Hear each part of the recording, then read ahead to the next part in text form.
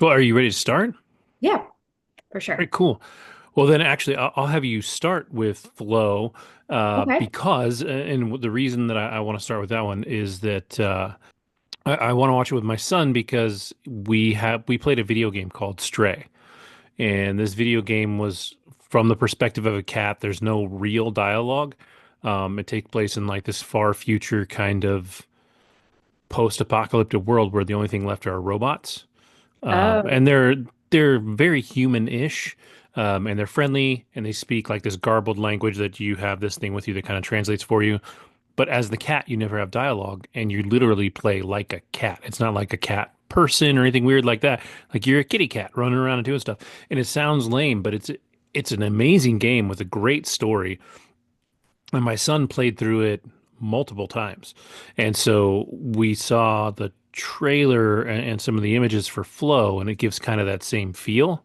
hmm. So I'll let you talk about it because I haven't watched it yet, and I'm not too worried about spoilers or anything. So you can say whatever you want, but Flow was best animated picture winner, right? It was. It won Best Animated Feature Film last weekend at the Oscars. So definitely had never heard of it before, honestly, prior to last weekend. And I decided last night to turn it on and see what this is all about. Only thing I knew about it was that it had no dialogue whatsoever. So that was interesting for me to know going in. It's short, it's only 86 minutes. Okay. And I saw just from the little clips that they showed at the Oscars that the main character is a black cat. So I wasn't really sure where this actually took place, and I was trying to look while I was watching it. And then, of course, I wanted to dig a little deeper and do my own research afterwards. But in terms of just what I recommend and what I know or I knew previously prior to actually turning this on is that the director, he's 30 years old. He's from Latvia. His name is Gintz Lotus, and he had a film that came out in 2019 called Away. That was getting a lot of attention. Didn't win an award. However, that was like his first shot and got his name out there. And then they showed his newest film, which came out and was shown initially in France, Flow. And that's where I think it got at least international attention, where more of, I guess, the Academy was able to come across this film, and it definitely made its way over to the US. So in terms of just the setup of this film, you see this black cat, and of course, none of these animals, by the way, have an actual name. So there is no dialogue, there's no subtitles, it's just music, and you watch the screen, and it's beautifully animated too. If you see, if anyone's seen the actual previews of the film itself, it's gorgeous how they actually have crafted this film. So you see this black cat who is in a forest, don't know where, and is crawling, doing this thing. And then it goes into a house and you see it in the bed. So you know, or at least it's in a house, which you would assume it's its own home. So you think, all right, this is at least an outside cat that's somewhat domesticated. And then about me, I don't know, like 10, 15 minutes in, you see other animals coming through the forest, and then all of a sudden you see deer shooting out and running. And behind the deer is a massive wave. So at that point, I'm like, oh, okay, interesting. It ends up being a flood, and everything is pretty much wiped out from this flood. And you see this cat floating and trying to fight for survival and try to get to safety. And it eventually, not sure if it's a female or male cat, um, ends up on a boat, on this like abandoned boat. And the boat itself has an animal on it already, and it's caribara, ca capybara, which is basically like a Hmm. large rodent, which honestly I had to Google it because I was like, what is this thing? Yeah, I And think it's the world's largest rodent, if I'm not mistaken. yeah, Yeah. at first I was like, is it a beaver? I wasn't sure, but it's a capybara. And then you've got the cat who's already there. And then you come across this dog, which looks like a golden retriever, but like a very small golden retriever in the boat.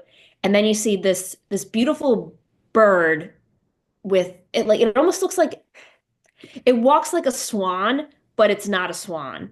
It's this white bird with like beautiful white feathers, but it has like the uneven like legs with bending at the knee backwards like a swan. So um that was interesting. Or I'm sorry, flamingo. Almost like a flamingo in terms of its legs, not a swan. But the actual coat of the bird is filled with white feathers. So that was interesting. And then you meet this lemur who's somehow like on a ledge that hasn't been hit by water, and the lemur has a bunch of little like tchotchkes in a bowl and eventually makes its way onto the ship. And it's one of those things where it's like three animals that like don't normally go together, but they try to adapt in the boat with everything that's going on around them with the flood and how they interact and just even spatially how they're kind of at odds with one another at some point because they want shade from the sun in Hmm. the morning and how they all like will sleep a little bit differently. So you get to see that. The music's incredible, the score itself, it's fantastic. And it's one of those, I was telling my friend about it. It's one of those films where I think you could easily fall asleep because it's got almost like spa type music in the background. So you really got to focus and pay attention. And there were certain scenes where I felt like I had to rewind because I felt like I really missed something. And the lack of words in general, I think definitely makes it slightly harder to follow unless you really are super attentive to what's on screen.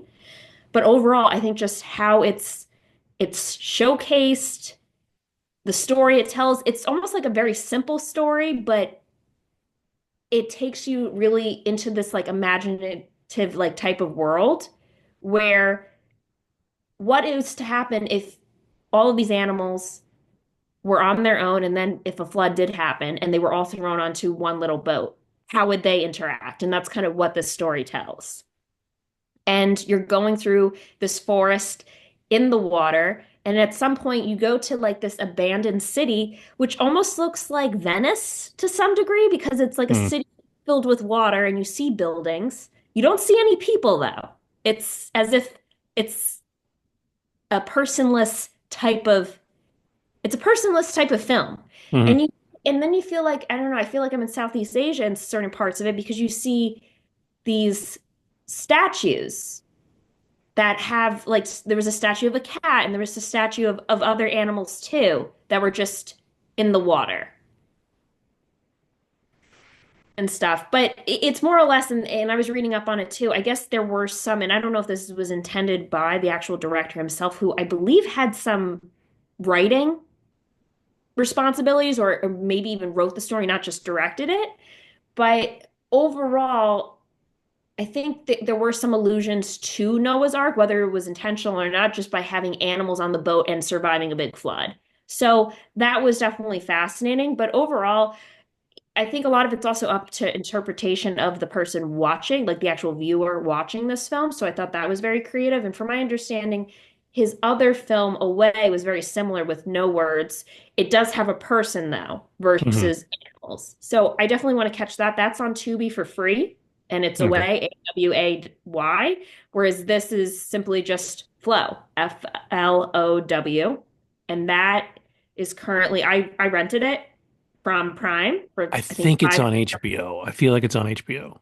It's somewhere now where you Yeah. I believe you can rent for free, whether it be HBO or Netflix. But it definitely was beautiful to watch. The scores fantastic, as I had mentioned before, and I think the story too. It's very simple, but it's something that I think is different than what you would normally see when best animated feature film when we're used to a lot of these Disney films or even just Pixar-esque type of films with nutty characters. This is pretty simple, but it's displayed in a very unique way where I think it's definitely enjoyable for all ages, truly.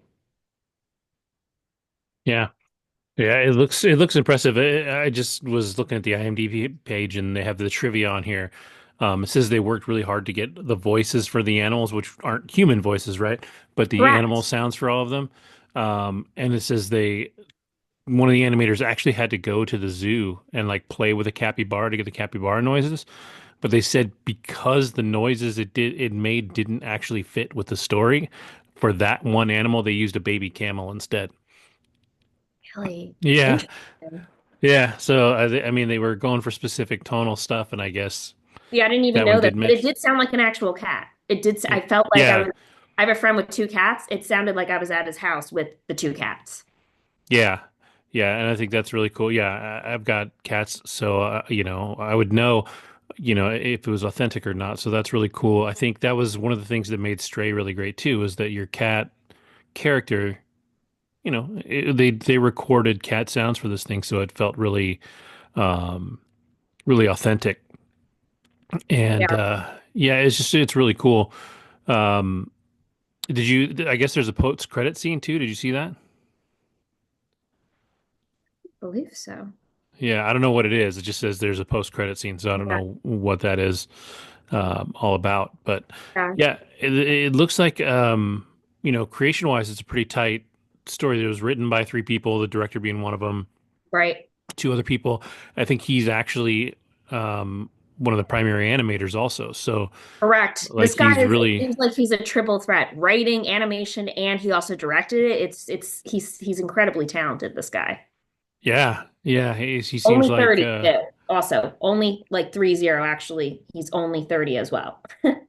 well, yeah. And to be honest, like to be able to make this on your own is one of the best ways to make it in movies these days. Because if you make something and and you don't have a bunch of crew behind it, you can just make it and then you go out and you sell it. And if somebody buys it, you're good.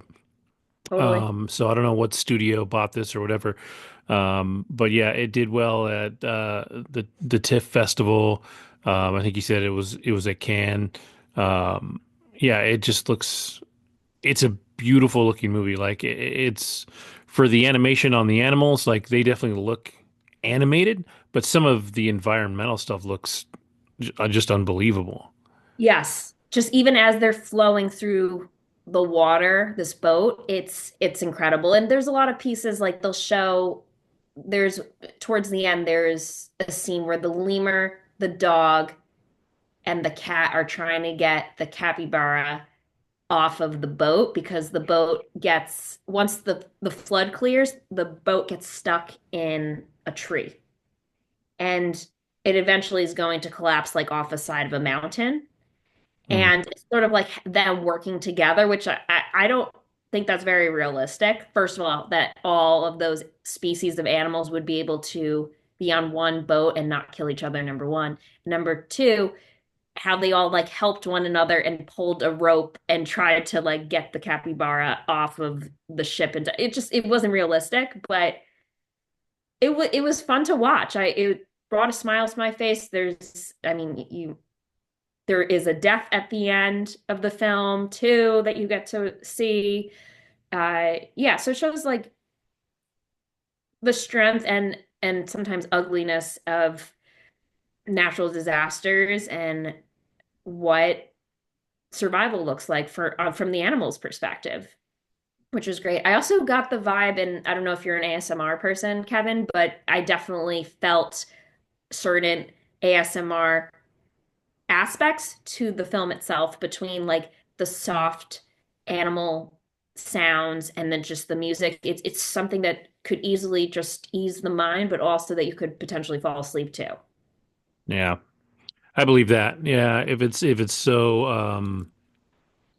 what's what I'm looking for, atmospheric, that I can see it falling into that category. Yeah. And just the color usage, everything. And I couldn't depict like where they were at certain points. I'm like, are they in Europe?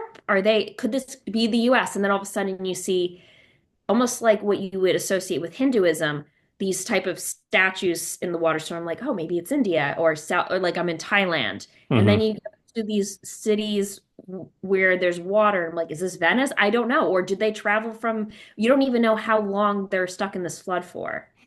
Yeah, I saw the trailer was running. It looked like at some point like a whale looking creature jumps over them, but it didn't look like a whale. It looked more fantastical than that. Yeah, I thought it was a whale or just a certain, I don't know, or from that I guess family. But yeah, just it was different, definitely different. And I think the fact that it doesn't have dialogue, it uses real animal voices, the fact that this guy is like a triple threat, there's definitely a uniqueness to this film, and I enjoyed watching it for sure, and I would recommend it to others. This is not your typical animated film that you would expect to grow up with the whole dialogue and this certain sequence where it's like, okay, happiness and then something goes wrong and then sadness and then like ups and downs. It's just has a different cadence to it too in terms of storyline. A lot of it, in my opinion, is up to interpretation for to some degree too, because there Mhm. is that dialogue. Yeah. Yeah, that's really awesome. I think if Away was as special as it sounds like it was also, it'll be interesting to see what this guy does next because after winning this award, will he move on to working with voice actors and bumping up his resume there, or will he decide that, This is this his is thing. his He's niche and gonna he stick doesn't really with it. need anybody else to do it, Right. which might make it, much more cost effective for him because like this one won awards. I know obviously it wasn't a blockbuster. I don't know what it made and what it cost him to make it. Um, but if he gets a chance to do another one, now it'll have buzz behind it because of this one. So if he were to do another one for whatever this one cost, basically, and sell it to somebody, he could make a lot of money. Like it'll be really interesting to see what he chooses to do next. Mhm. Um, but it sounds like he's got a solid understanding, it seems, of emotion and obviously animation and direction and things like that. So it'll be really cool to see what he does next. 100%. Yeah, and I was just looking, Flow is rated PG and may be suitable for children ages 6 and up, though some scenes may be too scary for younger children. I Hmm. agree with that. There's definitely some darker scenes for sure, especially knowing that there is a natural disaster and there is Hmm. a death at the end. However, I think it's one of those films. It actually also gave me some flashbacks to, and not that it's exactly like this, but Fantasia. If you ever Hmm. watched like Okay. Yeah. Yeah. Fantasia 2000, where it has a story, like a bit of a storyline, but this is more like a full feature film length, whereas Fantasia had like three, four, five stories embedded into one and had like almost like these vignettes, but similar Hmm. concept where there was no speaking and majority of them, from my understanding, it was all music and then you just watch the screen. Hmm. Yeah. Yeah. Fantasia was cool back in the day. So that's actually a really good comparison, I think. But like you said, Fantasia was, at least the original Fantasia was kind of Mickey's story, but then it It split kind off and of split off. yeah, and they used pre-established music. So there were Mhm. songs that already existed, and that they adapted into animation, which I mean they were amazing. They did some really awesome stuff, but Right. it was not original. Like this is more original in that the music was created for this and all that. So Oh, 100%. And I think it's just not that everything was believable. Like I mentioned, that one scene where they're all pulling the rope, like trying to save the capybara. I'm like, I think like a real cat would be like, you're on your own, buddy. Like, I don't think a cat has that type of loyalty, in my no, opinion. I have cats. They'd tell you to fuck right off. They'd watch you die. They- That's how I felt. Like I was like, this is not realistic. But it was still nice to see as like a storyline. So I think in that sense it was definitely a bit unrealistic, and just the fact that all of these animals, like where do you see a lemur and like a black cat and a capybara? Like I don't even know where capybaras come from. Like have you seen a capybara in New York and in New England, California? Where are they? I've only seen one at the zoo. Right. I have seen them. I have seen them in person at a zoo, but I haven't seen them. I don't know where they are in the wild exactly. I think native to South South America. America, yeah, that'd be Yeah, my guess. so I don't know. Just I don't think you would see those five animals within the same region. Just realistically, I don't know. I Yeah, don't know where this director, animator, where this guy came up with this idea, but there was definitely some elements. And I was talking to my friend who had seen it as well, and I said, I feel like he's trying to go maybe with Noah's Ark, but maybe not to the full extent because it is a storm and animals come in, but it's not like one of each animal, two of each animal, like a male and female. It's Hmm. just five animals on that boat. So, yeah, but definitely give it a watch. It's if you're looking for something different, this is definitely it for sure. Yeah, it's 7.9 on IMDb, 97% from the critics and 98% from the audience. So Great. it did pretty well on Rotten Tomatoes too. So yeah, I'll check it out hopefully this week. Um, and my son's And it's really a interested in short watching watch. it. So Yeah, yeah. it's 6 minutes, a short watch. Just make sure you have some coffee in you, maybe, or just like while Yeah. you're so not too close to bedtime, because there were definitely some parts where I was starting to shut my eyes because of the music being so Hmm. relaxing. That's definitely like to me, that's definitely risky. Like if you make something with no dialogue, and the Yeah, music's a little too calming, yeah, I can see it taking somebody out. So, that's how it was. I was like, I feel like I might fall, but it was entertaining too. It was good to watch. mhm. So, and I think it was more of just an artistic piece, really. Yeah. He put a lot of work into it, and you can tell. All right, cool. Yeah, hopefully I get to that sooner rather than later. I'll let you know what I think. Um, but sticking with potentially Thailand for a minute. Um, so I know you're one episode behind on White Lotus. Yes. I have almost finished the third episode. Okay. I think we mostly talked about it in the chat. I don't think we've talked about it on the show yet. So, um, or maybe we did because I remember we talked a little bit We about did, how it actually rated out pretty well compared to other seasons. which we So were like, surprised by. At least I was. yeah, I think maybe we talked about it off camera. Maybe it was post recording. No, it was Um, during, but it was like very short. okay. Very, This will yeah. probably be the same thing then because we didn't get any further. Okay. Um, but yeah, it was interesting to see that the first couple of episodes really rated out about the same um, because it's been, to be honest, relatively boring. Again, a lot of cast that I really enjoy. I like the people that are on it. Um, some of them I Mhm. like a lot. Like I'm a big Walton Goggins fan. Uh, one thing we talked about, and again, if we talked about it on the show, then I apologize to other people, but um, we talked about how Jason Isaac's accent wasn't great, Yeah. but apparently he's doing a very specific, I want to say like North Carolina or something accent, and people from that area are actually raving about it. So Really? for, yeah, so for like as weird as it sounds to us, I guess he's nailing it. Like, because if you watch it and don't know that accent, which I do not, it sounds like he's bombing it, but it's apparently he's doing a really great job. So I I got to eat my words a little bit there, I guess. Like I said, to me, it doesn't sound great. It sounds like he's a little off, but um, it's not too bad. Uh, the third episode definitely ratings wise actually dipped from the first two. So it was 7.6, 7.5, and then a 7. Um, from I guess I would assume critics at this point because the fourth episode isn't out as of now when we're recording, but it's a 6.9. So and I'm definitely worried about this season. Like I'm waiting for it to pick up, waiting for it to get Right. exciting and interesting because you definitely start to peel back some layers in the third episode. Like there's definitely some things that start to come across. You get an idea of what Walton Goggins' character is going through. And you can see that this girl that he's with, she's obviously much younger than him, Mhm. but she definitely cares for him. Like she's pushing him to take care of himself. But I actually think in the second episode, if you're paying attention, uh, you start to get a pretty good idea of what his Their character dynamic. is doing, well, what he's doing there.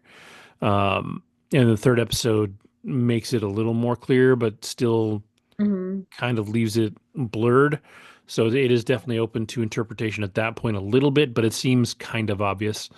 Um, you start to get a better view of what's going on with Jason Isaac's character and just what kind of trouble he's in and why things are going sideways for him. Right. Um, I still haven't figured out the dynamics with the kids. The kids, they have a weird, like they're supposed to be siblings, but it's like Incestuous. weird and creepy. Yeah. In the third episode, Particularly they, Patrick Schwarzenegger's character. yeah, yeah. And the younger son, they deal with him actually quite a bit in the third episode. Like they do a lot with him to kind of, Right. again, they're sort of pushing you towards who these characters are and what they're going through, but they're taking a really long time to get there. Right. And for me, one of the more interesting relationships is the two Thai employees, and they're not giving them a lot of face time either. I think it's hard because they don't speak English, so everything they do is subtitled. Sure. But um, like I'm waiting for theirs to pick up, and then the three women, there's their dynamic hasn't really gone anywhere. Although you do have the one scene that uh, I didn't love it because it's just so like currently political, but at the same time, the way the dialogue exchange goes down, it's um, very realistic. Like they're all sitting there talking, and was it Leslie Bibb's character? They're talking about something, and they ask her, they're like, "Oh, you didn't vote for?" Or they literally they just start talking about voting for Trump, and she's like, "Oh, well, I live in Texas, da da da," and they're like, "Yeah," but they're like, "Wait, are you a Republican?" She's like, "Well, I was undeclared," and she totally stumbles over her words and stuff. So Oh, that's in episode 3. yeah, yeah. So there's a bunch of awkwardness around that, and Yeah. um, like I said, it kind of bothered me because I just didn't want. I don't know why I didn't want politics in the show. Like it makes sense for the show, It but does, but it's also like, why are we bringing this to White Lotus? They're in Thailand. Like, let's get away from what's all the yeah, like it's shenanigans in almost too America. real world. But then, like looking back at it, when you watch it and you watch the dialogue exchange, like it is very, it's almost too real. It's because everything else is so. I guess it's not fantastical, but it's definitely Sure. a little more. Um, you know whatever not real that there's this bit of realism kind of is almost too much but uh Yeah, and from my understanding, I don't think they brought up politics in the first 2 seasons. yeah I don't remember talking about politics at all. They talked Right. about business and finance and things like that, but they never talked about politics. So No, which who um knows how that, like, for the viewers and the audience, how that will sit. That yeah might bother some people who watch the show. yeah, we'll see, and we'll see, excuse me, we'll see just how far they dig into it because they still got a bunch of episodes to go, and if that's a dynamic between these three Yeah. characters, I kind of have to assume it's going to come up again in some form or fashion. So, Hmm. it's hard because obviously they wrote this well before this Right, the election, last and election or the yeah, most so recent one. they're really talking about the first Trump election or Trump presidency. So, it carries a different weight now than it did then. So it'll be really interesting to see how that Plays plays out. out. Like I said, because it was all recorded and in the can before November, I think. So, none of it was touched by the actual current events. Right. So, I don't know if I it'll be like interesting. that they're including current events into this series. Like I almost wish it was isolated as if like A it's little not out of their, time. Like, yeah, yeah, like out of time, but also just our president is not in their world, Like that Y- should, I don't know, that almost like make, in my well, opinion, so take away from the appeal of like this paradise where they're at because now they're bringing current events in. No, like why do we need to bring that up? yeah, and well, all of our characters are American, right? Other than the two Thai characters. So even though they're in Thailand, they are American. So I mean, And the girlfriend, Walter Goggins' girlfriend, oh she's yeah, she's British for sure. That's right. Um, but Mhm. uh, but yeah, we'll see. We'll see. Like I said, it feels Fascinating. weird, and maybe it does feel weird because Yeah. it is a little out of time because they're talking about the previous.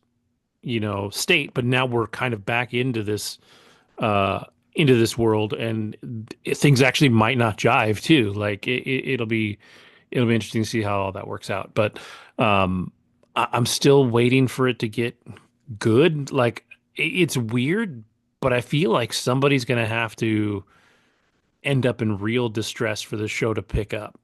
Whether it's the things that are unraveling with Jason Isaac's character, which is very possible, Right. that could get really stressful really fast. And I think we're spinning towards Walton Goggins' character um, doing something kind of crazy at some point soon. So there is definitely they're pointing towards more action and more story and just action in the story, whether it's physical action or just things happening. Um, but they've got to get there. So Well, fingers Andrew crossed that said it gets done. it in our chat when we were talking after the first episode. The characters themselves in this third season, I think he said the word basic, right? Which Hmm.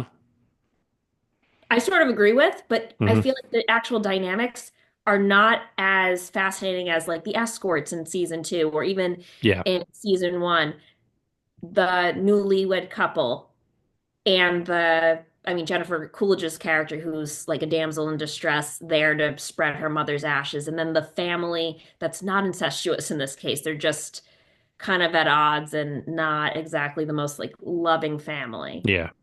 I think they were just more, I don't want to say realistic, but definitely characters that we could get behind and felt like, all right, these are more engaging storylines than what we're currently given.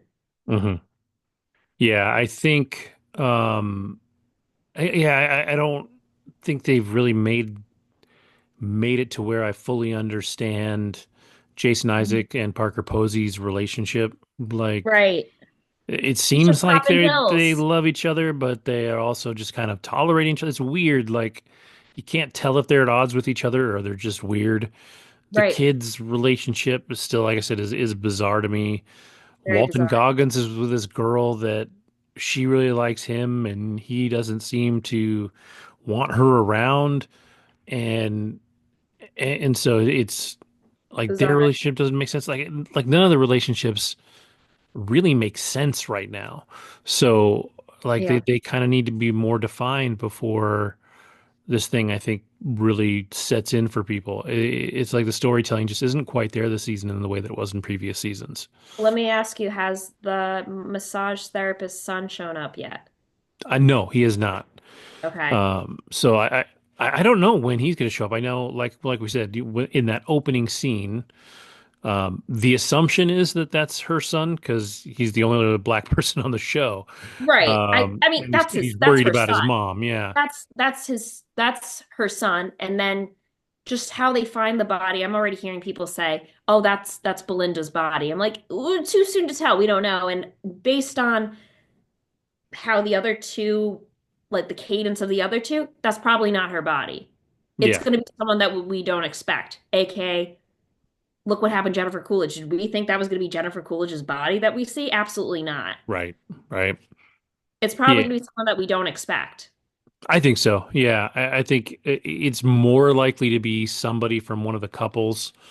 Or to be perfectly honest, yeah, I wouldn't be surprised if they made it Patrick Schwarzenegger's character. Who knows? Yeah, you just don't know. So, uh, there's definitely there's a long way to go in the story. I mean, we've only had 3 episodes.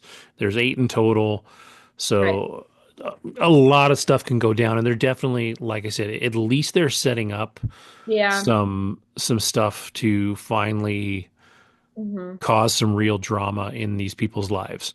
Yeah. Um, so we'll see what happens. There's potential there, but it definitely doesn't feel as good as the first 2 seasons. I Um, agree. My which mom even said that yeah, she's watching. She's like, I'm just not. She's like, stuff is brewing, but it's nothing is as captivating as we felt, or at least I felt earlier on in season one and season two. yeah, yeah. So Like season one, I just felt like they were kind of just. It was a good story, and watching it a second time, like I liked it a little more. But like they were just kind of all crappy people, in crappy Yeah, situations. right, The second one I really felt like was well written, well crafted. And then this one feels like a big step back from that. And so I'm hoping, like I said, that down the line, this stuff all pays off, that it's a slow setup. So right. we'll see. And I haven't seen any reviews from critics who have seen the entire season. So I don't know, what else, what other information is out there and what we're supposed to expect. So Sure. we'll have to see.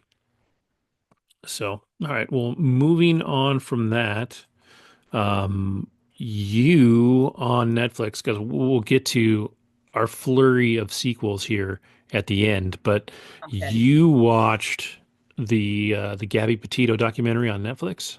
I did. It's called American Murder, Gabby Petito. And I feel like this is really more up your alley, Kevin, because I know you like this like I get crime sucked into drama. these for some stupid reason. I don't Yeah, know you got why. sucked in. I really do. I personally don't really like them that much, but this was a story that was on a lot in 2021 that I remember Hmm. following, and a lot of my girlfriends and I were talking about it because it was everywhere on the news, Yep. no matter where you were in the US. Yep. So Gabby Petito started dating Brian Laundrie figure like 2019, 2020, something to that extent, at least a year plus.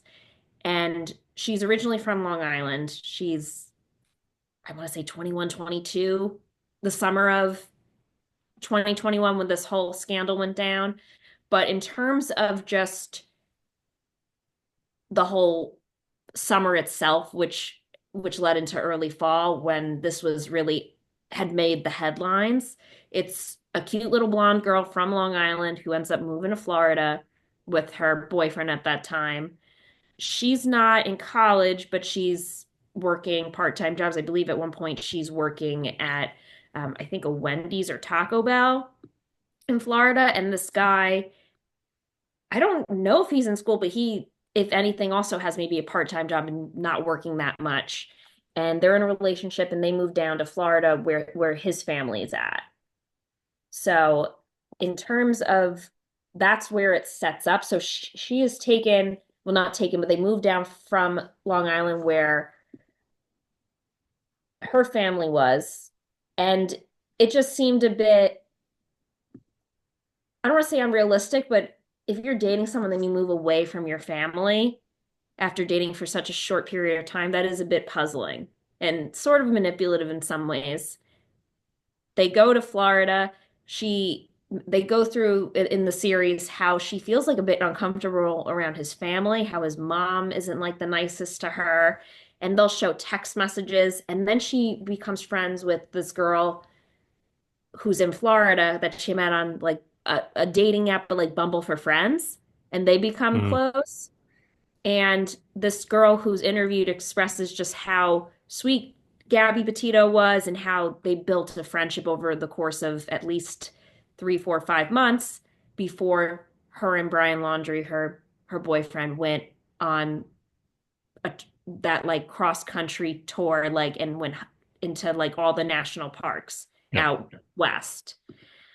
So that's where at least I think most people are most familiar with the story. They set the stage with just everything that happened like a year or two before, what type of family she came from. Both her parents were together and then divorced when she was very young, like at least under the age of 5.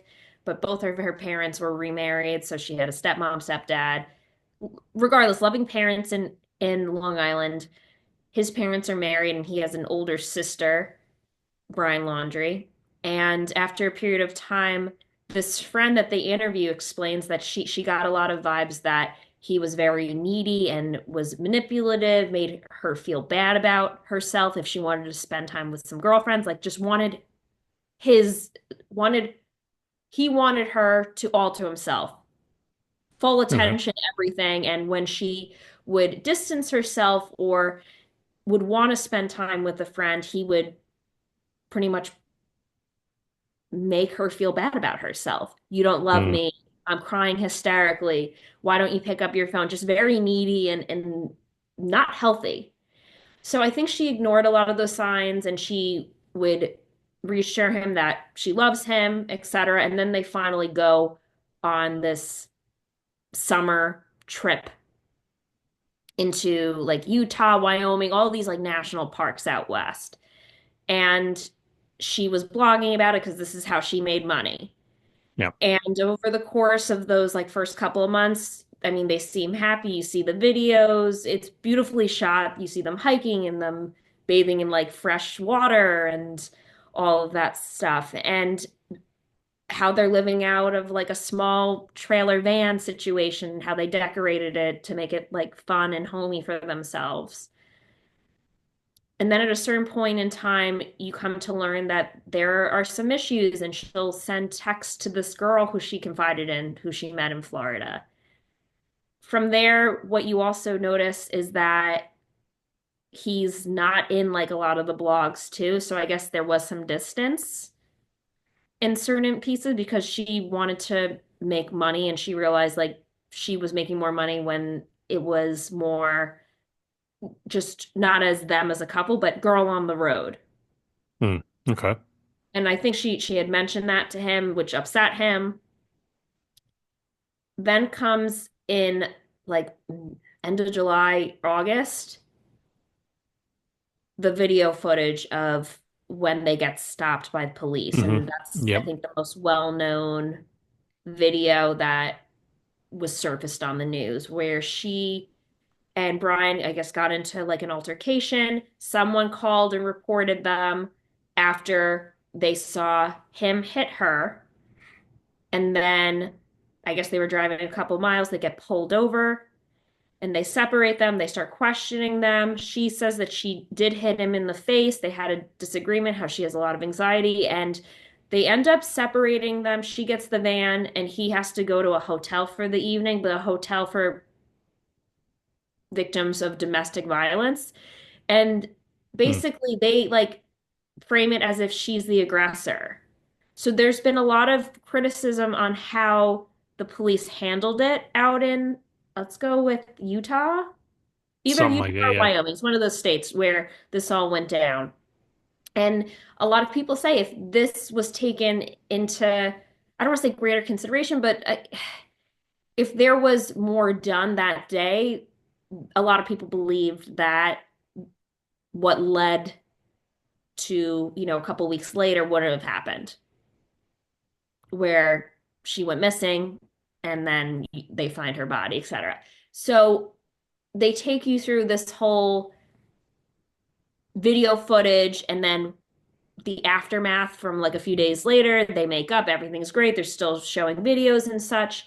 And then I guess there was a bit of a rift between the two of them where she said, let me be on my own for a bit because I want to make more videos and vlog, and it's going to be much more lucrative without you. And I think that's where he gets really upset. I guess he at one point goes back to Florida and then comes back and meets up with her. And then you have people interviewed who had picked him up after he had been, I guess, hitchhiking to try to get to where she was. And then you hear from her mother like the last few text messages and then didn't hear from her for like a week and a half. And that's when she gets very alarmed. Hmm. From there, he takes the van and drives the van from wherever they were in like Wyoming, Utah area back to Florida. At that point, it's like 10 days. The mother has not heard anything. She's freaking out and she calls the police in Nassau County. Nassau police calls the I guess the police in Florida. They text both parents, her father and her mother, text Brian Laundrie's mom or dad, and they don't respond. Don't respond. Haven't heard from Gabby. Is everything okay? Like, have you heard from Brian? Nothing. Radio silence. They then send police, and you see like the camera footage on there. They go to his house in somewhere in Florida, and the parents just say, "We got an attorney. Brian's here," and then they slam the door. No comment. We're not talking to anyone right now. And the fact that the police just were like, "Okay, that's so suspicious." And then the van is there in the driveway. But there's no Gabby. We don't know anything. We don't know anything. We called an attorney. They know stuff. Yeah. The fact It, that they let this why? go for so long And why would continue. you call an attorney if you didn't know it? Yeah. Right. It's just so fishy and suspicious, and yet like it went on longer than it should have.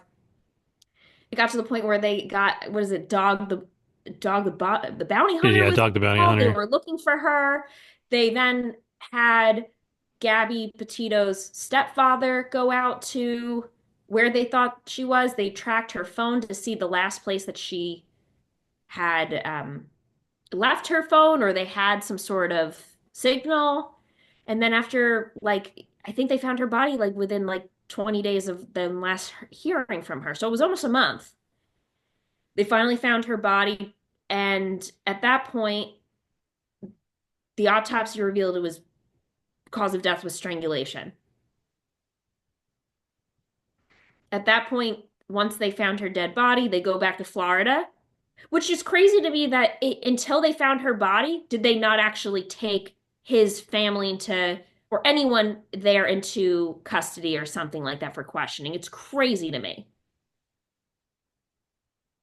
You then have the van, and then they ask where Brian Landry is, because at that point he is a suspect, right? Hmm. Oh, he went camping, can't find him. And people are coming to their property with picket signs and are protesting. Like, you guys are shitty people. Everyone knows about the story. They're trying to find Gabby. They finally find her. And then they go somewhere in Florida into the woods. They find his car, and then we find out that he killed himself. And then leaves this note, like, burn after reading.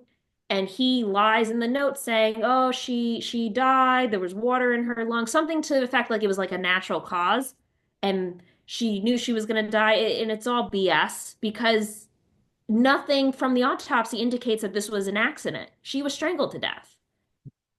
Clearly, he had guilt. They show phone records on his part to his family back and forth. One of the first one being like almost an hour long, and then they call the attorney. They then see, based on those phone records, and compare that timeline to the last text messages that she sent. They knew it was him using her phone, and then he wire transferred money from her account to his account. Just so sketchy and horrible. And then it comes to really at the end how this is a story that the parents want to move forward, bring to Washington, D.C. to prevent this from happening to any other young woman in the U.S. Now, it did get a lot of controversy, as you probably remember on the news. There were a lot of individuals, and this is where race comes into play. There Hmm. are hundreds of thousands of women that are from, we'll just say, a minority grouping, right? Yeah. Who are in these domestic abuse situations or go missing every single year, but very few of them actually get put in the, we'll just say, the forefront publicly on the news. Why did she get so much attention? Is it the fact that she's white? Is she's, a beautiful blonde girl, and that's what people empathize with? We don't know. I can't speak for that, but the parents were definitely upset by this, Hmm.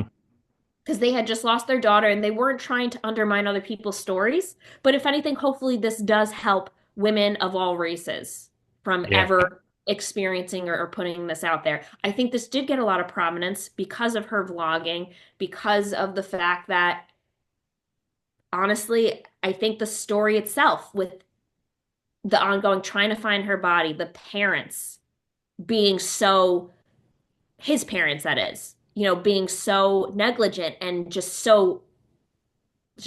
had no empathy whatsoever, not trying to help. It just screamed guilt at that point.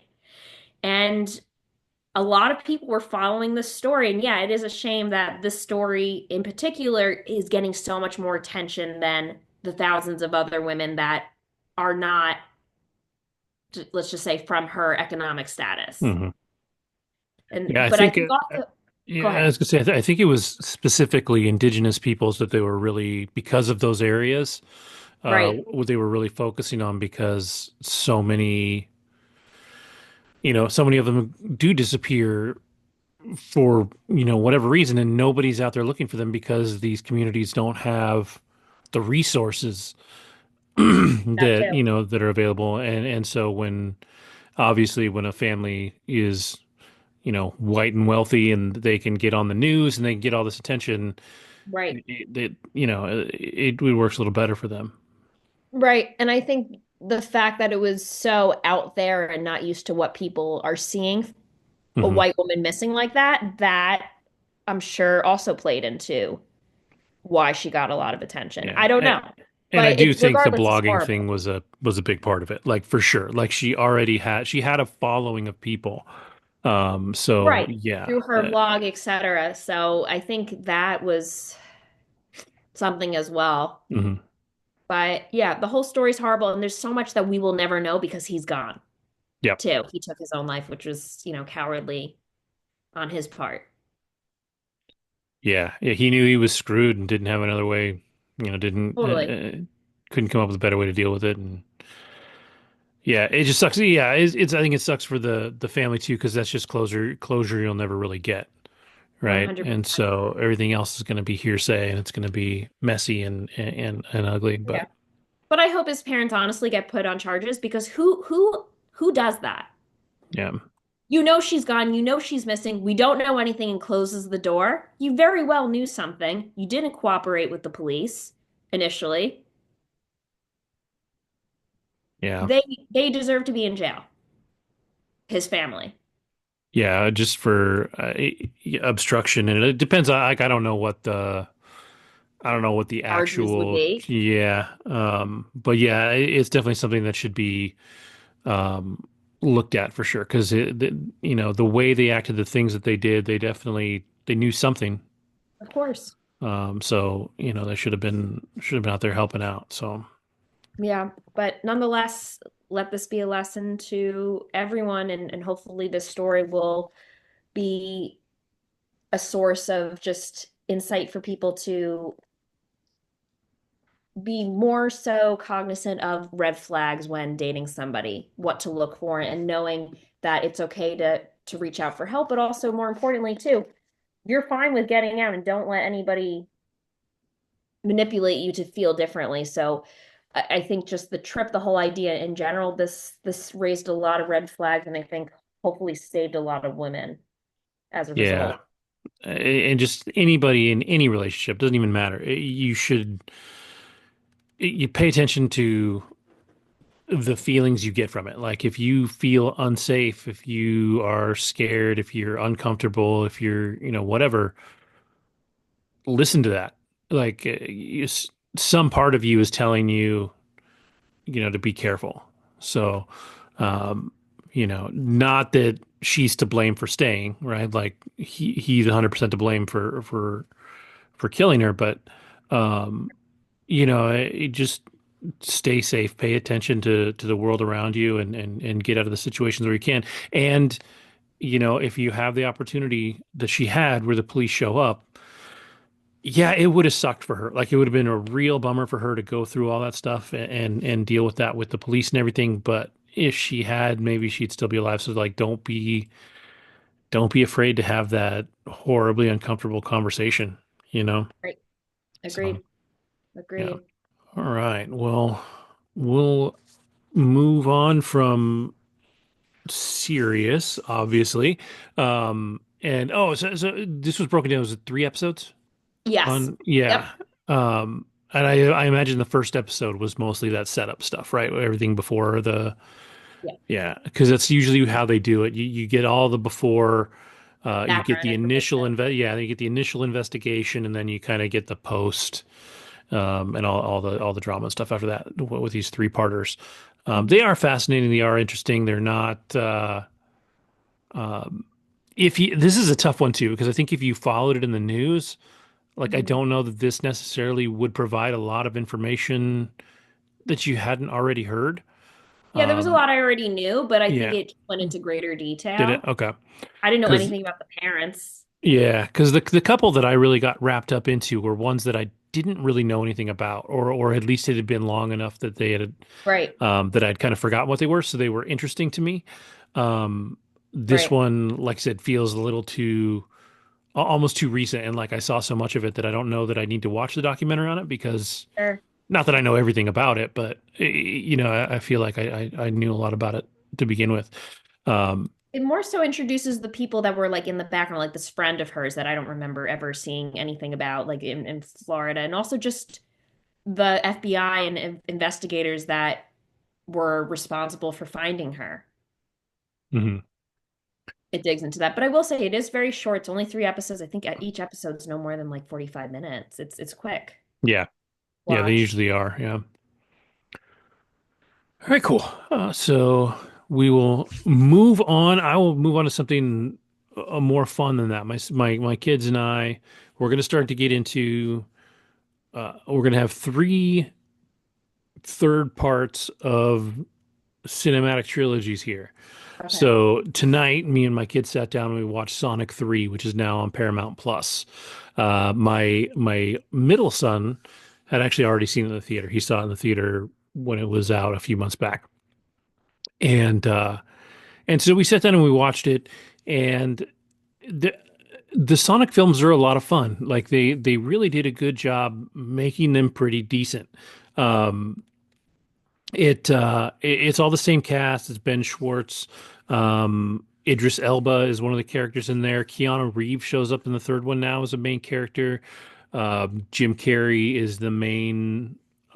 He's actually not in the third one. He's not the main antagonist really, or he sort of is. He actually plays two characters in this one. So one of his characters is like kind of a villain turned good guy, and the other one is the bad guy. And it's just a lot of fun. They do a really good job setting up kind of these family dynamics. This one has less of his uh his friend. I mean, he's not his owner but he's a human being that he's friends with, and he's in it less. Um, I forget the guy's name. That he played Cyclops in the X-Men movies. He's in the new show Paradise. I can't remember his name. I'll try to remember it in a minute or two. But he's been around in a ton of stuff, and it just overall it's just a lot of fun. Like all three of the movies are fun. They're very um, obviously very kid friendly. They're all PG. Um, they do kind of a good job with the heartfelt storytelling in these things that are um, otherwise could be a little corny. If You probably don't remember, but when the first one came out back in whenever it came out, there was this huge uproar about it because they put the character design out for Sonic, and like it was almost like terrifying looking, and they got absolutely blasted by media and fans for the look of this character when they started it. So they had to go back and redesign the character. Um, and to much more positive acclaim, so it worked out really well. James Marsden is the guy that plays the his human buddy. This one also has Kristen Ritter in it, who I love. She's great. Um, and yeah, it's just overall they're just fun. They're adventure movies. This one more so than the second one is really kind of they don't waste a lot of time getting into the action of the story. We talked about White Lotus kind of dragging and doing all this setup and trying to get from point A to point B and taking their time. This one really doesn't. It's got a really kind of exciting opening scene, which sets everything up, and then it kind of cuts back to Sonic and his friends, and within I don't know 5 or 10 minutes we're into the action. And this one's relatively long. It's almost 2 hours long, which is kind of rare for an animated film. But it's good in there's action almost entirely throughout. Like they really do a really good job with it. So it's a lot of fun if you've got kids. Definitely check it out. If you played the games when you were younger, they're fun movies. Like they're half animated, half live action. Like so the characters are animated, but in the real world. So you've got that if you go watch them. But like I said, if you played the games when you were younger or even recently and enjoyed them, it's it's worth it to watch all three of them. There's a whole kind of spin-off universe that they're working on now. Like they're not stopping making these films. They're doing really well. and they're gonna keep him coming. There's obviously a sequel coming. I think Keanu Reeves will be back for a his character's name was Shadow. I think they're gonna do just an outright Shadow movie. There'll probably be another actual Sonic the Hedgehog movie. They tried to do a series that didn't really work very well. It wasn't great, but otherwise they're doing pretty well. This one was an 85% from the critics and a 95% from the audience on Rotten Tomatoes. And I think that audience score definitely comes out of it being the right audience going to see this movie, right? Like you're not going to see the next, best animated film. You're not going to see Flow, right? You're going to see a fun, you know, pulpy, action, you know, kids fare, and it's good, and it's adult enough that you can watch it as an adult and not hate it.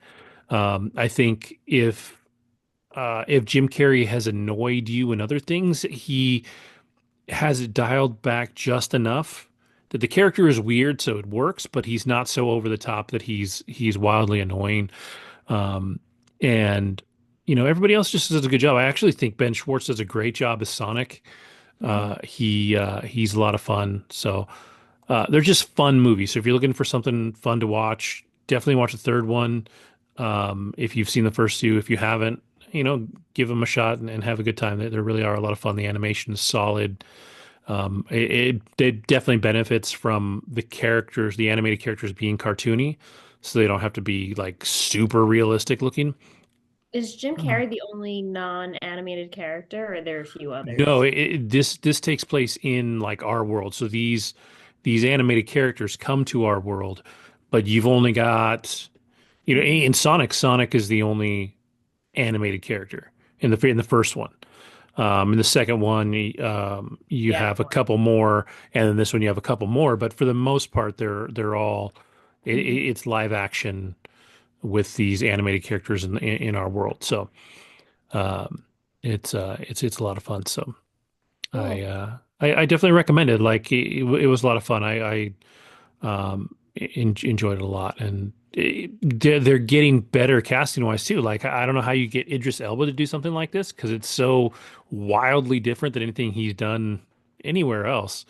Because he's kind of silly and a caricature and all that, but he does a really good job. So This third one has the highest ratings according to Rotten Tomatoes. that makes I think I like the first one more. Um, but this one, I mean, this one was solid. It's definitely to me, it was better than the second one, which I Mhm. also enjoyed. But this one was better than that. But I would put the first one over this if I Okay. was ranking them. I'd say 1, 3, 2. Um, The but first, at least on the critics side, the first two were under a 70. The third one was over an 80%. yeah, what were the audience scores on the first two? Do you know? Audience scores for the first one, 93 for number one. Number two, audience score, let's see what it says. 96. That's quite a Yeah, difference. so like to me, I feel like in the first two, like the critics didn't like they were too Not getting. critical. Like they just didn't get it, and And you then see that audience 95. score because the people that understand it that wanted to see this really enjoyed it, where the critics were more critical. Now, when the third one comes out, they finally kind of understand the film they're going to see, so their score goes up.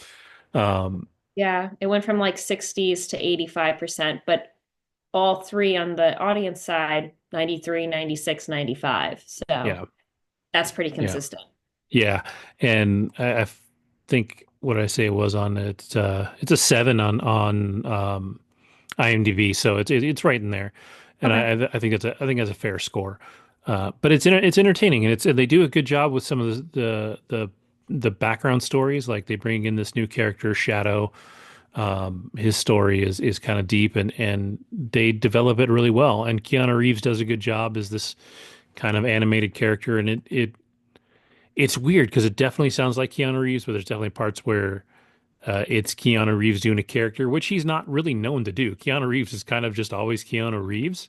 Mhm. Um, and funny enough, he actually had a voice cameo in Severance this season. So he's doing a little voice work out there lately. So um, broadening his horizons. But yeah, all a lot of fun. So I definitely recommend them. Um, and right now they're all three on Paramount Plus. So if you've got Paramount Plus, you can go check them out. Oh, nice. Yeah, Very Yeah, I know that they've been pretty popular for kids to watch, and I think more so what like boys in elementary for school, sure. like that Yeah. age is their like that's their prime. Yeah, I would say their prime target is probably middle school age, you know. Um so it definitely in that age group, maybe young high school. I mean, my son saw it, he's a sophomore. You know, he knows it's cheesy, but he liked it enough and my other Nice. two um, you know, they're old enough to know that it's cheesy, but still, you know, young enough to enjoy it. So, Yeah, no, it's good to know. Awesome. all right. And then, so sticking with family fare, you were finally able to watch the new Paddington movie. The film I've been looking forward to most for 2025. Yes, Paddington in Peru. For those of you who have not watched the Paddington trilogy, series, any of the films, put it on your list because these are some of the most wholesome children's movies or family movies that I've seen in years. The first one, it looks like I watched all these during, or at least past the pandemic. The first one came out in 2014, second one 2017, and now 2024. It got released in England first, but didn't come out until uh, end of February here in the US. So 2024. They're fantastic. It's just such a heartwarming, sweet little bear that wants to put only good vibes out into this world. And he originally comes from Peru, as you can see in the first film. When he arrives to London in Paddington Station, that's where he gets his name from. And the Brown family, Mrs. Brown, Mr. Brown, then they have two kids by the names of Judy and Jonathan Brown. And they take this bear in and adopt him as one of their own. And first film kind of just showcases like how he gets to London and him trying to find his bearings in this new city and the family taking him in. The second one, he's put in jail, which is kind of hysterical after, unfortunately, Hugh Grant's character frames him in some way, like to as if he's stealing something, but really there's something that Hugh Grant did wrong. So you follow that narrative. And then in this series, they talk about in the second film and a little bit in the first film, his Aunt Lucy, who is a bear who took him in when he was a young cub because his parents died. And this story is interesting because the kids are growing up, the parents are, at an age where I think they're exploring their own things. Father's working in London, and the mother is exploring her own artistic abilities. So they're not really as bonded as they used to be when Paddington first came into the family and the kids were younger. So this brings them together when one day Paddington gets a note from Peru saying that his Aunt Lucy is really missing him and is so sad that she hasn't seen him in a long time. And this is written by Olivia Colman's character, who happens to be a nun at the elderly retirement home for bears in Peru. So she writes this letter, and then Paddington decides, I want to go to Peru and to see her. And he tells Mr. and Mrs. Brown, and they said, that's a great idea. Let's all go, especially since the daughter is like going into college. This is like a last family vacation, and let's also go to Peru, explore, and see Paddington's foundations. So they get to Peru and they arrive at the retirement home, and they come to find that Aunt Lucy is missing and they have to find her. So at that point, they figure out where she is And this Reverend, who's played by Olivia Colman, who you could just tell immediately she's the evil character of this film, like right away, sort of like in the first film, the evil character was played by Nicole Kidman, who's sort of like this evil scientist, and then Hugh Grant, who is this like actor, street performer who's evil. She is the evil one, this Reverend, or I guess does she go by Reverend or Mother? She's bad, and you know immediately you're like, this woman's up to something. But she's the one who calls to get them to Peru in the first place, and then reports that she's missing when they get there. So it's definitely very fishy and off. Yeah, the Mother is her title character. So they're given like a map and how to get to where they believe she has gone. And of course, they, on their travels, as they start out on their journey to find Aunt Lucy, they run into Antonio Banderas and his daughter, who are um, in charge of this like tour company on a boat. They own a boat and they take them on board and they are like, sure, we'll take you to this place. And I don't want to give too much away because I want everyone to watch it because it's such a good series. But there is some sort of connection between Paddington, his Aunt Lucy, and the famous El Dorado, which is like the golden unspoken, like secret Hmm. city. So you come to find his connection to El Dorado, and I don't want to give the rest away, but this exploration and mission to find Aunt Lucy is just so heartwarming, and also to find his origins too beyond that as well, because this is Paddington coming back to Peru since, at that point you figure it's like 15 years plus since he came there. Yeah. But it's Yeah. I, beautiful.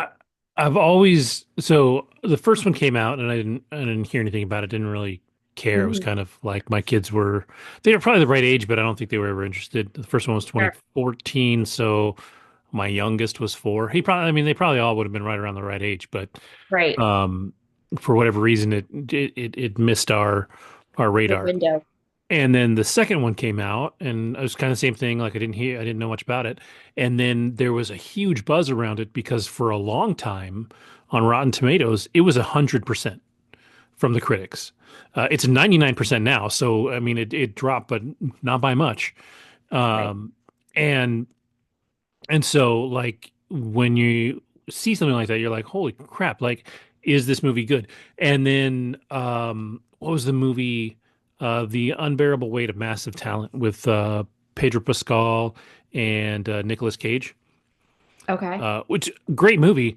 But there's a whole thing about how Pedro Pascal's character, who is in some way related to the cartel where he's at, loves Paddington.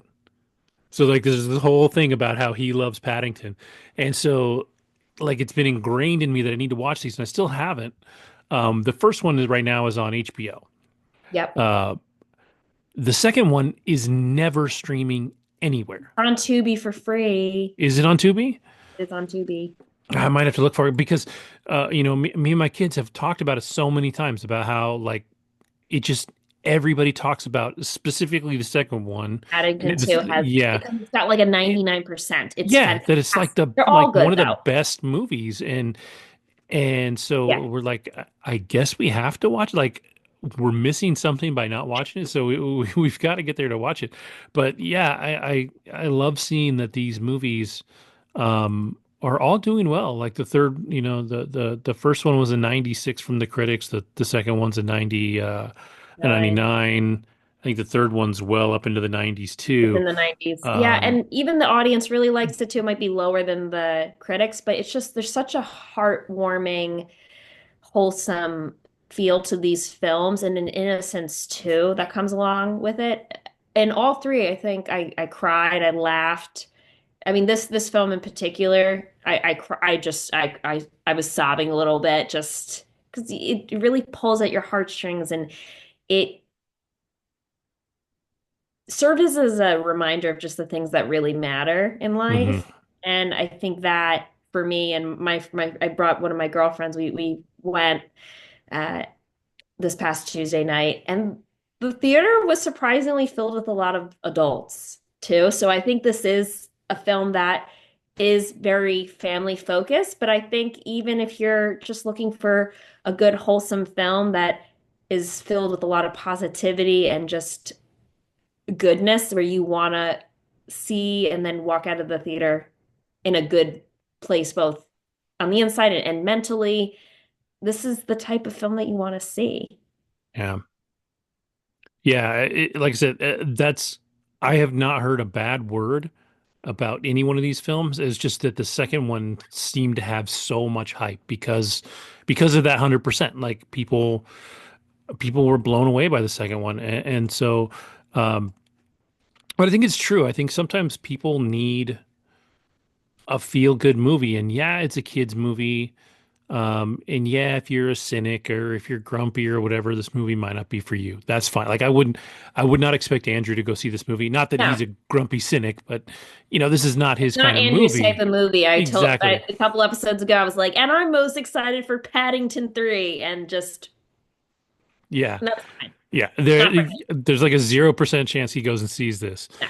Um, but for the general viewing audience, like this is a well-loved franchise. And so Totally. I think it's really fun and I like to see these things succeed and they managed, I mean, they got Nicole Kidman in the first one, Yeah. like it was a Hugh Grant in the second one, Antonio Banderas in the third one. They And got Olivia Olivia Colman, like these Colman, are yeah, big like Oscar, like award nominated actors that they have in here.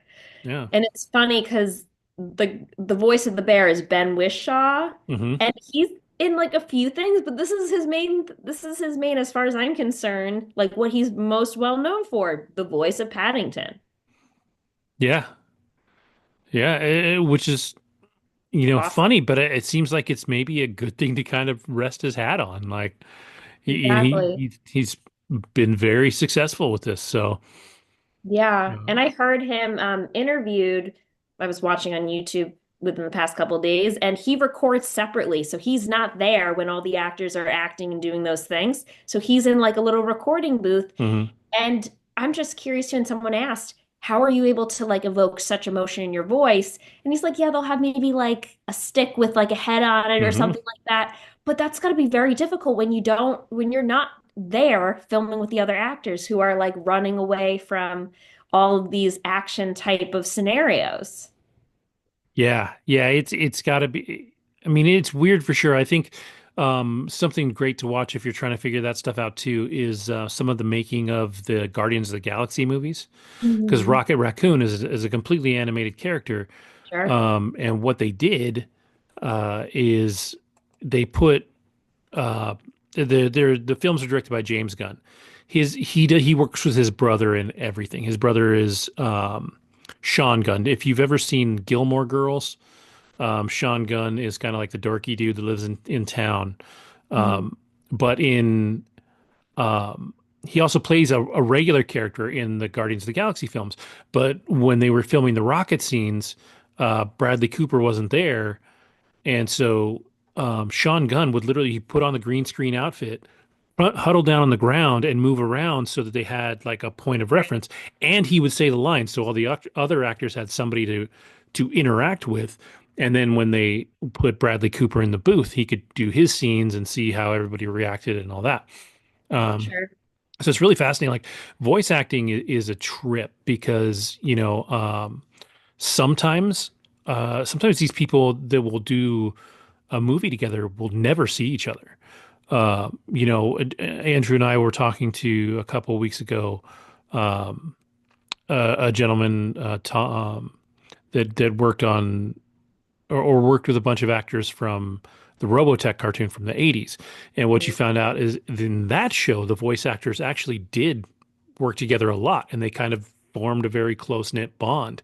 And when a lot of other shows they don't work together.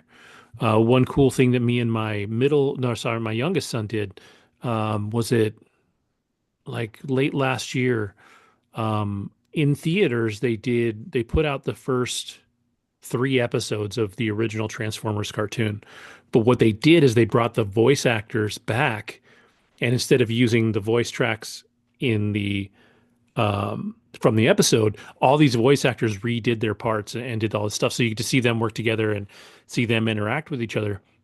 but a lot of times in animated films, these people will never see each other. So like the way they're reacting to each other is a testament to how good they are of actors because they don't have anything to work off of. A lot of times they're actually watching footage of the animated scene and then adding their voice to it because their scene was happening.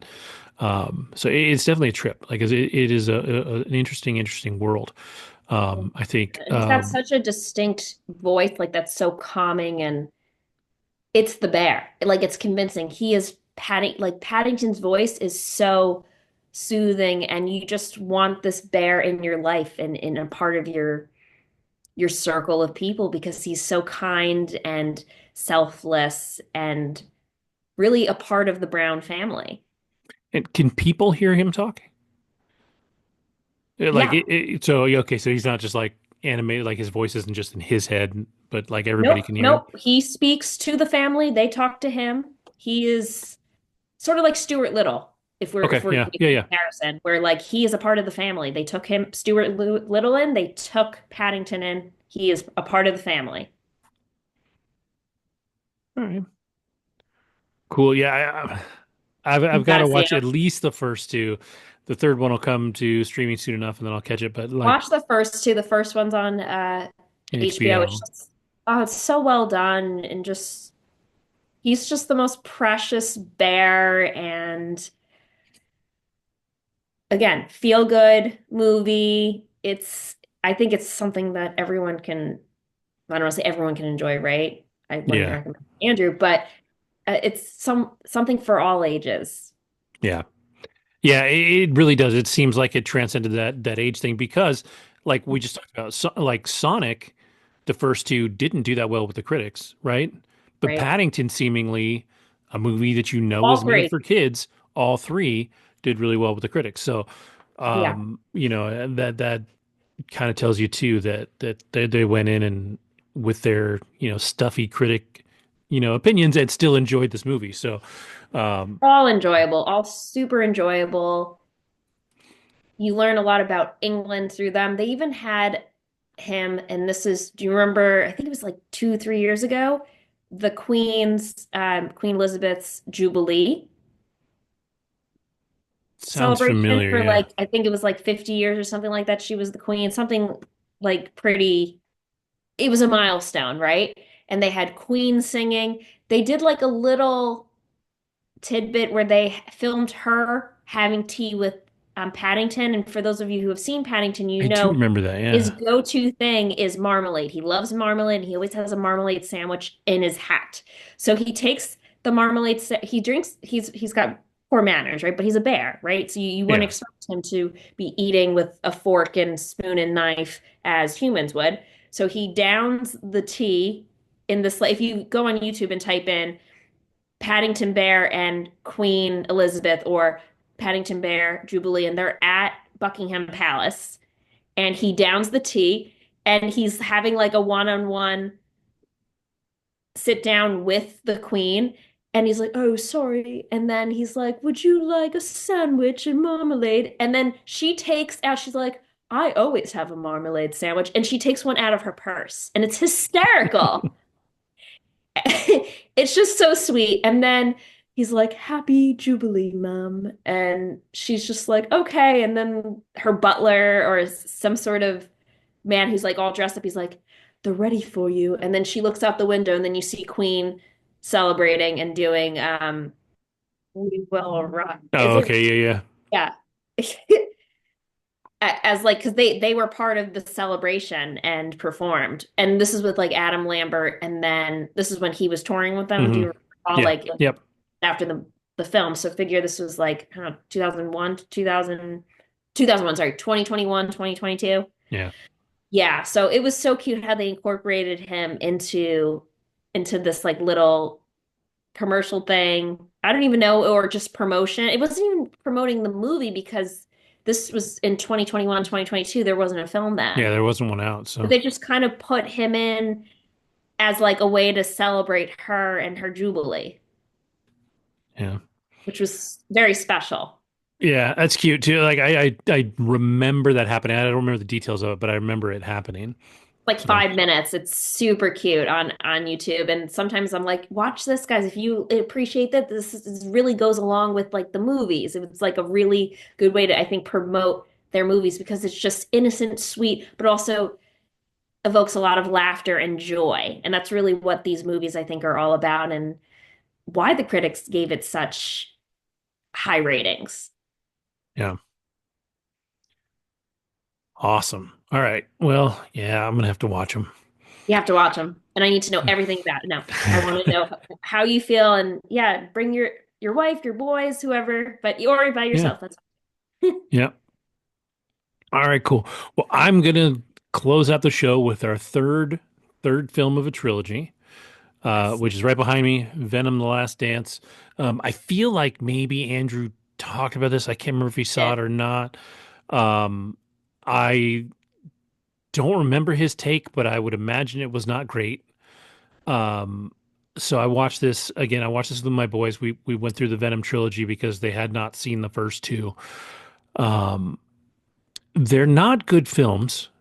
This is one of those things where um, Sony's been kind of blasted for taking these characters that were very popular in the Spider-Man film or the Spider-Man comic universe and trying to make their own films without Spider-Man because they've kind of lent Spider-Man to Marvel at this point, and those films are doing great.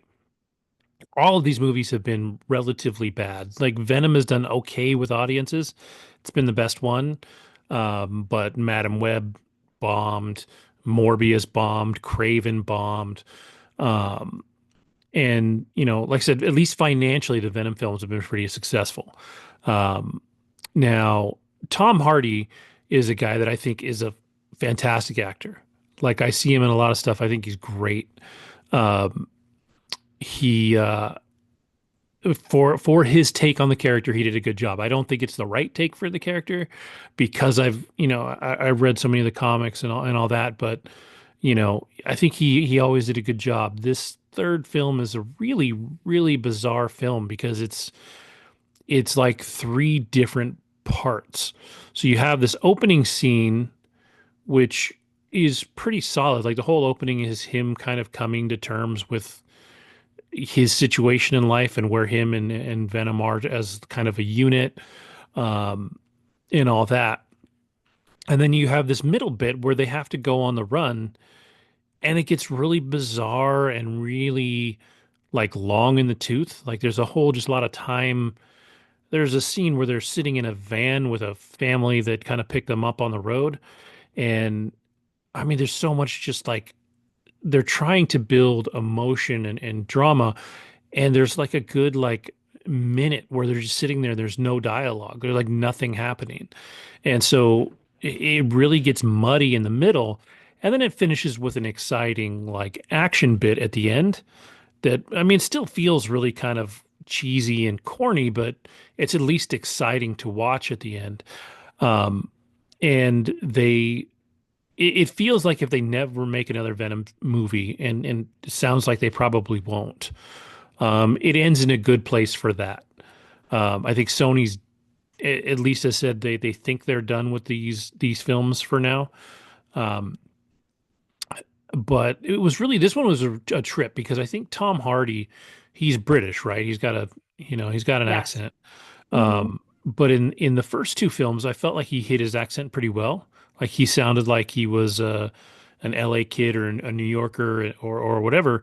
Hmm. Um, in this third one, it's like he didn't really care about hiding his accent a bunch of times. Like his accent really comes through, and nobody bothered to do a second take or fix it or anything. So that was kind of weird to me that somebody that, like I said, that I think is a really good actor, um, they just kind of didn't push him in that Right. regard. And in a lot of ways, even though the middle is not great, there is a lot of heart and emotion in the middle of it. Like if they had tightened up the middle story and cut out maybe 15 or 20 minutes and just, made it some of the stuff a little less corny because they do some stupid stuff like he Venom jumps on a horse and they ride off on this Venom horse and there's just some weird, just crazy ideas in the middle of this thing.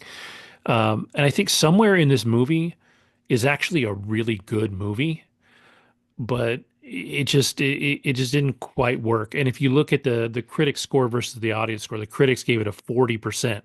Like it bombed hard from the critics, but the audience gives it an 80%. And I think on IMDb it's 6.9, no, 6, sorry, 6. Which I think is a pretty fair rating. I think that's, I'd probably put it a little lower, but um, yeah, it's just a film, it's just a trilogy of films that suffered from trying to be too funny, trying to be too corny. Uh, they really should have leaned a little more towards horror almost.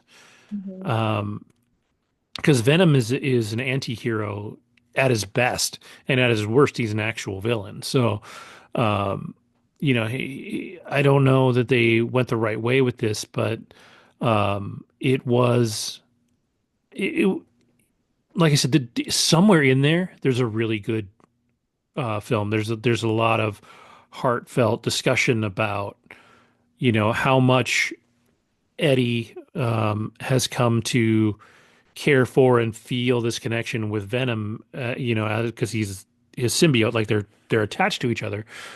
And there's a lot of actually really sweet moments between those two. Like this, my kids laughed at the end because they're like, "Was this a romance film between these two characters?" Because it's very like bromancy, but like it Right. kind of works in that regard if you got rid of a lot of the corniness. Like it's almost a really solid like film. I think if you look at the audience ratings, because I wouldn't even bother with critics ratings for these films, although I kind of agree with the critics on all this stuff. Um, this might be the lowest of the three from the audience, but I Mm. thought it was better than the second one. I really did not like the second one. Um, the first one, um, the first one was okay. It was still tonally wrong, and I think one of the things that really made the first one suffer is that I didn't think that Eddie Brock and Michelle Williams had any kind of chemistry, which is wild to me because he's a charismatic dude. He's a good looking guy. Like he has chemistry with a lot of people and some other stuff. Like if you watch the show Taboo, you're like, oh, this dude's kind of a sexy man, right? Like he's good. And Michelle Williams is beautiful. She's a good actress. And for some reason, these two just had zero chemistry, and it really hurt the first film because that was sort of one of the focuses of the first film. Well, Um, it was post. I have seen the first film. It was post breakup, right? Is that the whole point of it? And then she moves on with somebody else. they break up in the beginning of the film because he kind of abuses her trust. Funny enough, there's a character that is very Elon Musky at the time. So I forget the actor's name, but he's a great actor. Um, and he's just doing bad stuff. Like he's experimenting on people and doing bad things. And she happens to work for the law firm that represents him. And so she comes home with her laptop one night and he pops into her laptop to see if there's any information on there before he's about to interview this dude. And he comes up with a bunch of information. And so when he goes to do this interview, uh, she knows that he got it from him. So that's why they break up. And so, it's even in the beginning, like when they're together, like she's supposed to be the love of his life and all that. They just don't have it. Like they're just not there. And it's a bummer because, like I said, I really believe they're both great actors. Um, so it's just weird that it doesn't work. Um, and it yeah, it just suffered from being too corny because the stuff between Eddie and Venom in this one, for as much as it bothered me in the other ones, like I think they were really corny. Um, there's some really good stuff in this one. Um, so if you've seen the first two and you were like holding off or whatever because everything Sony has been touching in this universe has been kind of garbage, it's worth watching. Go into it with expectations of it not being great, and watch for those moments because I do think, especially when they're expecting to say goodbye to each other, it's properly emotional. Like it. like my kids, like I said, joked about it being a romance, but it was definitely like these two cared about each other and they were um, coming to terms with the fact that they probably might have to say goodbye to each other um, in a very permanent way. And so just to backstory that, like there's um, in the first movie, Eddie gets stabbed, and we don't know it until this film, I think, but he probably died in that moment. And because he was with Venom, Venom basically brought him back to life. But doing that creates something in the symbiotes called a codex. And so there's this super bad guy that's looking for this codex.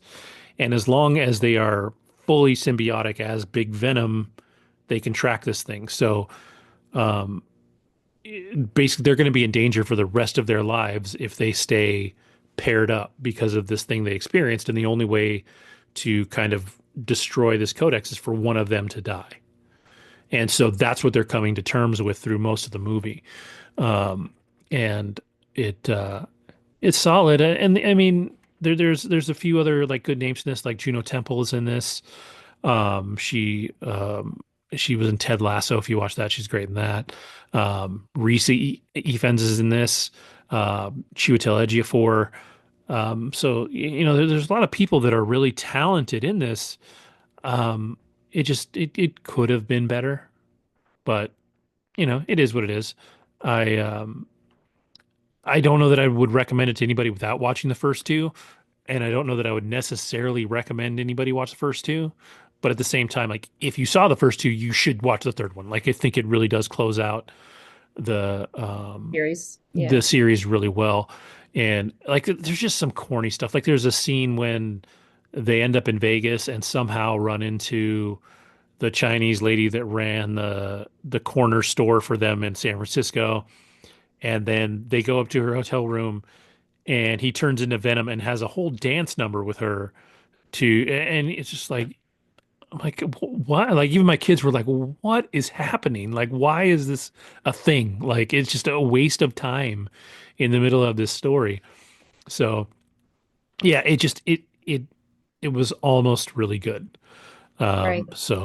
But it does like again, if you saw the first two, this one does close it out in a really solid way. So in that regard, I think it was good. It just could have been. I think this actually could have been a really special movie if it had been done right. So worth a watch if the stuff is your jam. If it's not, then you don't have to bother. Like in that regard, I think the critics were right. So, Mhm. um, but yeah, that's it. That's all I've got. You got anything else?